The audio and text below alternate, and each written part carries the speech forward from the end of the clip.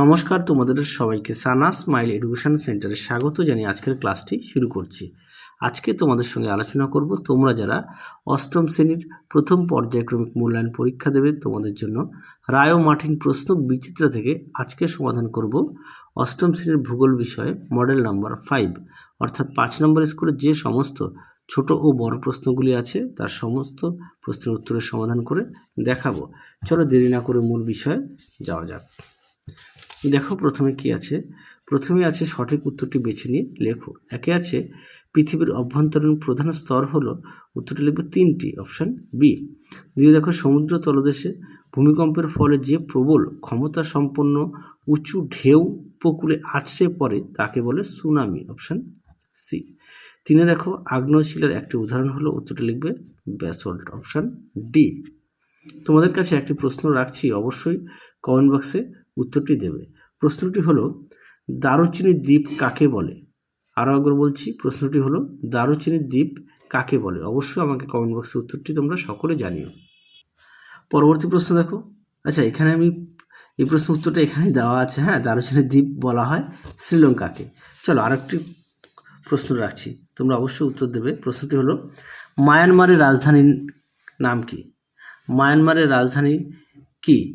আর একবার বলছি, মায়ানমারের রাজধানী কি? তোমরা অবশ্যই কমেন্ট বক্সে উত্তরটি জানিও। যেহেতু এটা দেখলাম এই সিটে দেওয়া রয়েছে, পরবর্তী পেজ উল্টে। হ্যাঁ, পরবর্তী দেখো 5 ভারতের কোন দুটি প্রতিবেশী দেশ সম্পূর্ণভাবে স্থলবেষ্টিত? উত্তরটা লিখবে অপশান সি, নেপাল ও ভুটান। 6 দেখো মহাদেশ সঞ্চরণ তত্ত্ব প্রস্তাব করেন যে বিজ্ঞানী, তার নাম ওয়েগনার, অপশান এ। 7 দেখো সকল প্রকার মাধ্যমের মধ্যে দিয়ে গতিশীল ভূকম্পন তরঙ্গটি হলো পি তরঙ্গ, অপশান এ। 2 দেখো নিচের প্রশ্নগুলো অতি সংক্ষিপ্ত উত্তর দাও। একে আছে ভূমিকম্পের তীব্রতা মাপার যন্ত্রের নাম কি? উত্তরটা হবে রিক্টার স্কেল। 2 দেখো পেন্সিলের শীষ কোন শিলা দিয়ে তৈরি হয়? উত্তরটা লিখবে গ্রাফাইট। 3 দেখো লুম্বিনী কোন দেশের দর্শনীয় স্থান? উত্তরটা লিখবে নেপাল। 4 দেখো ভূপৃষ্ঠ থেকে পৃথিবীর কেন্দ্রের দূরত্ব কত? উত্তরটা লিখবে 6370 কিলোমিটার গভীর। 5 দেখো কত সালে সার্ক গঠিত হয়? উত্তরটা লিখবে 1985 সালে 8 ডিসেম্বর।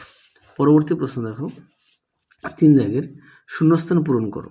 একে আছে গুরুমণ্ডল ও কেন্দ্রমণ্ডলের মাঝে আছে গুটেনবার্গ বিযুক্তি রেখা।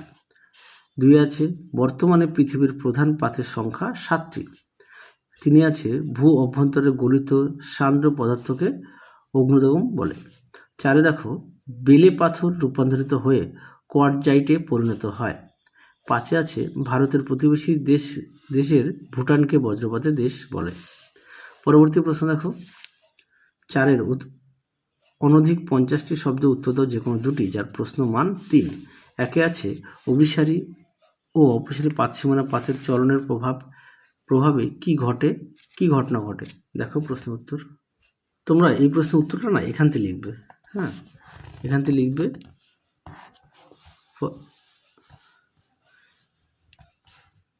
এই পর্যন্ত লিখবে। এছাড়া পাঠ্য বই থেকে একটু দেখে নিও এই প্রশ্ন উত্তরটি যদি মনে হয়। পরবর্তী দেখো কি আছে 2 দাগের মৃত্তিকা সৃষ্টিতে খনিজের ভূমিকা ব্যাখ্যা করো। উত্তরটা দেখো প্রশ্ন উত্তরটি সুন্দর করে দেওয়া আছে, অবশ্যই পড়ে নিয়ে তোমরা লিখবে। এই পর্যন্ত লিখবে। পরবর্তী প্রশ্ন দেখো কি আছে 3 দাগের ম্যাগমা ও লাভার মধ্যে পার্থক্য কি? দেখো উত্তর। তোমাদের আগের ভিডিওতে সমস্ত বিষয়ের সাজেশান দেওয়া আছে, তোমরা যারা এখনও দেখোনি আমাদের প্লেলিস্টে গেলে সাজেশান সমস্ত বিষয় পেয়ে যাবে। দেখো ম্যাগমা ও লাভা সুন্দর করে দেওয়া আছে, অবশ্যই বিষয়গুলো উল্লেখ করবে, দেখে নাও,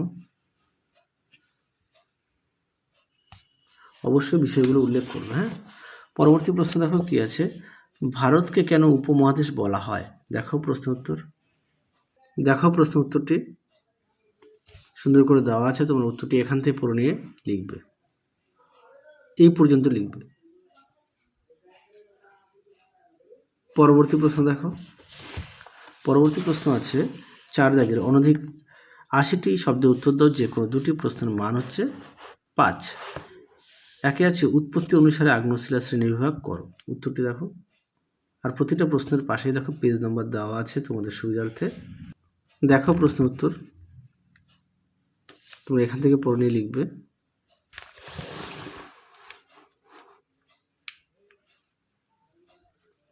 দেখে নাও এই পর্যন্ত উত্তরটা, সরি এই পর্যন্ত না, আরও আছে উত্তরের বাকি অংশ। আর অবশ্যই চিত্র উল্লেখ করবে, এই পর্যন্ত লিখবে।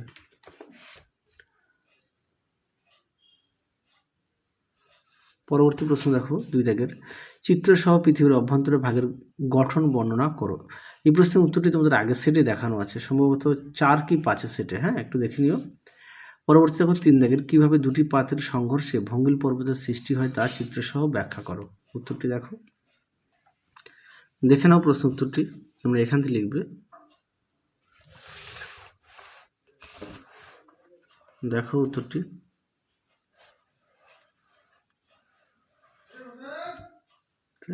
দেখো উত্তরে বাকি অংশটুকু, অবশ্যই চিত্র উল্লেখ করবে, এই পর্যন্ত লিখবে। পরবর্তী অর্থাৎ শেষ প্রশ্ন দেখো, নেপালের অধিবাসীদের অর্থনৈতিক কার্যাবলীর বিবরণ দাও। দেখো উত্তর, তোমরা এই পর্যটন শিল্পটা দেখাবে, হ্যাঁ এটার মধ্যে অর্থটা উল্লেখ করা আছে।